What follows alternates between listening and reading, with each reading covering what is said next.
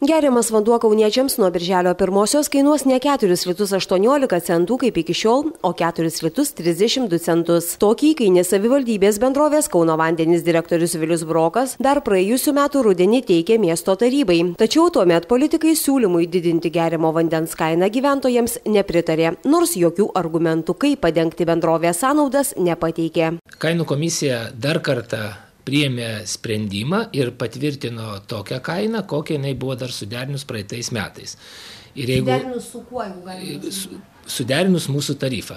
Kaip žinot, mes 7 metais kreipėmės į kainų komisiją, kad mums suderintų naujas kainas ir įvestų pardavimo tą mokestį. Broko teigimu miesto vadovai teigia, kad jų prašymas didinti vandens kainą kauniečiams būtent 17 centų už litrą yra paremtas ekonominiais skaičiavimais. Tuo tarpu protestuodami prieš kainų didinimą politikai elgėsi populistiškai. Esą buvo galimybių didinamos kainos skirtumą dotuoti iš biudžeto, tačiau to padaryta nebuvo. Vat, sakykime, taryba, jeigu būtų pasielgus taip, sumažino tarifą tų 17 centų gyventojams ir mes tada už tą sumažinimą per metus prarandam apie 1,5 milijono litų pajamų, tai yra nesurenkam, tai yra mums nepakanka dengti būtinasias sąnaudas, tada taryba būtų pasakius, gerai, mes Kauno vandenims skiriam dotaciją 1,5 milijono litų, tada būtų viskas tvarkoj. Miesto vadovas Andrius Kupčinskas laikosi pozicijos.